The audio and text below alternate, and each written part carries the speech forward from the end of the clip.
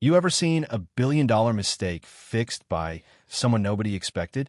Because let me tell you, if you'd been in that Technova conference room that morning, you'd remember it for the rest of your life.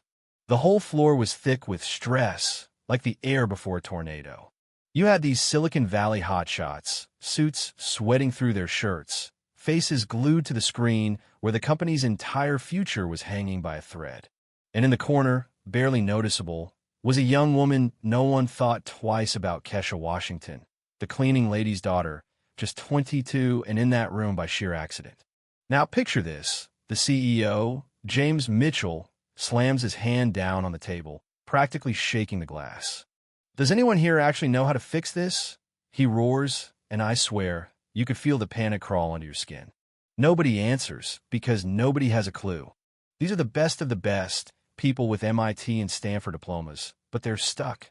And there's Kesha, standing awkwardly, clutching a folder her mom forgot, watching lines of code scroll by. It's almost funny, if you think about it. People paid six figures can't see what's right in front of them, but the kid who grew up learning to spot every little thing out of place, she sees it clear as day. Kesha doesn't even want to speak up, but something pushes her. She lifts her hand, quiet voice trembling. I think I see what's wrong. And man, you should have heard the room. Like a record scratch in a movie. The director of technology, Victoria Sterling, looks down her nose. Who are you? This meeting is for authorized personnel. The CFO, Robert Hayes, tries to laugh it off, acting like she just wandered in from a different planet. Sweetheart, this isn't a guessing game. We need real answers. But Kesha stands her ground. There's a steadiness in her eyes, like someone who's had to grow a thick skin early. It's in line 347. You put a comma instead of semicolon, she says, plain as day. The room freezes. David Chun, the lead developer, types like his life depends on it. 2 minutes later, the system boots up like nothing ever happened. $1 billion disaster, fixed by someone they wouldn't have let within 10 feet of the code.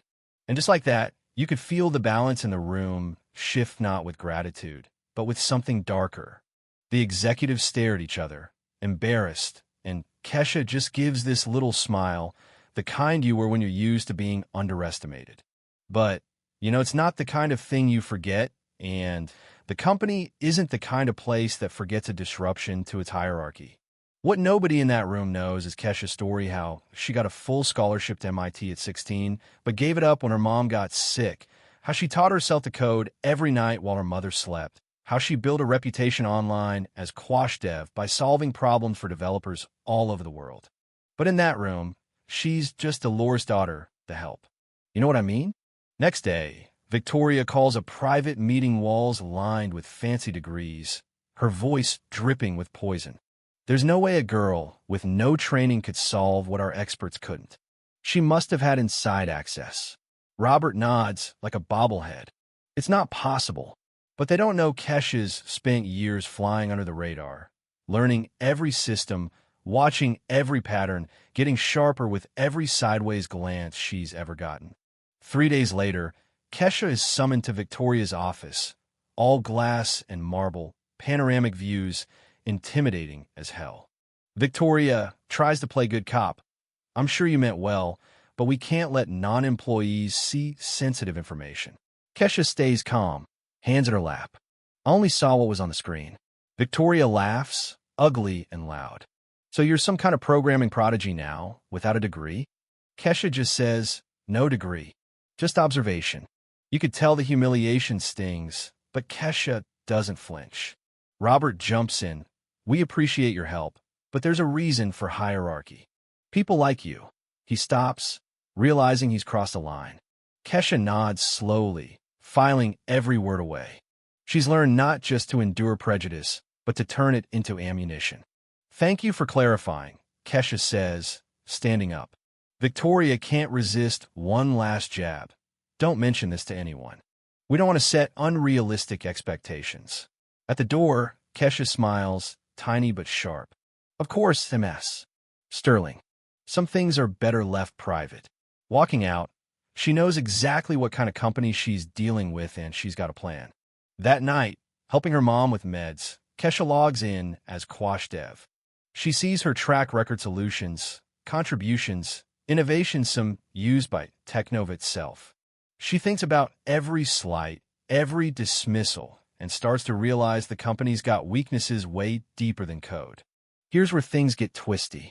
A few days later, while sorting files in Victoria's office, Kesha finds emails about a so-called optimization project, corporate speak for layoffs. Victoria is getting commissions for every engineer cut, lining her own pockets. Kesha quietly snaps photos, another skill she's picked up the hard way. Then, a message pops up on Kesha's GitHub. "I know who you are, and I know what you've done here." At first, she's wary, but it turns out to be Alex Chundavid's son, a remote engineer for Technova. "I recognized your style. You're the real hero of that meeting, not Victoria. She's taking all the credit and using it to get a promotion. You need to know." Alex connects her with Priya, a data forensics expert, and together they uncover something ugly: years of credit theft, algorithms tweaked to hurt Black and Latino staff, bonuses paid out for innovations that weren't even Victoria's. Screenshots, code histories, email sits all there. Victoria and Robert aren't just arrogant theory running a racket, and the evidence is ironclad. The day of Victoria's big presentation arrives. She strides across the stage, basking in the limelight, ready to take a bow for someone else's work. The room is packed: 2,000 employees, executives on video walls, the CEO front and center. Victoria starts spinning her story, but in the back row, Kesha waits, laptop ready, her mother beside her, proud as ever. Then Kesha stands up, voice steady, cutting through the silence. "Excuse me, Miss Sterling, but there's more to this story." She walks down the aisle, plugs her laptop in. Her GitHub appears on the screen, code matching every fix, timestamps locked in. "I'm Quash Dev. Everything you're claiming? That was me." The crowd gasps. Victoria's face goes ghost white. Then Kesha drops the real bum audio of Victoria and Robert plotting, data showing rigged reviews, financials tracing the commissions. Alex and Priya back her up live, confirming every shred of it. The CEO's jaw drops. The board is speechless. Victoria tries to deny it, but the evidence is overwhelming. Security escorts Robert out.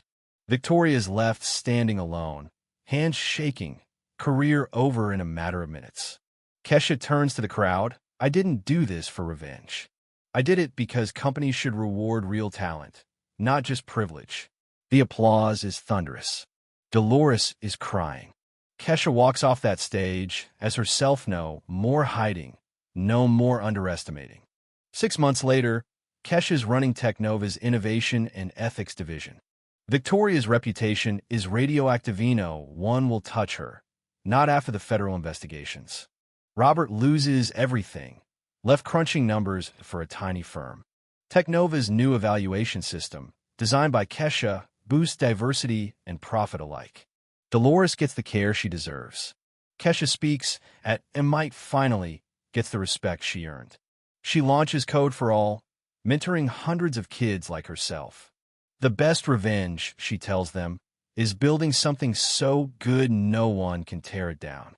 And Victoria, watching from her faded apartment, realizes too late she never saw Kesha coming. Now, I gotta ask, after all that, what do you think real justice looks like? Is it enough to see people like Victoria fall? Or should we focus on building a world where nobody like Kesha has to prove herself twice for every chance? Drop your thoughts below. If you've ever felt underestimated, maybe today's the day you show the world what they missed.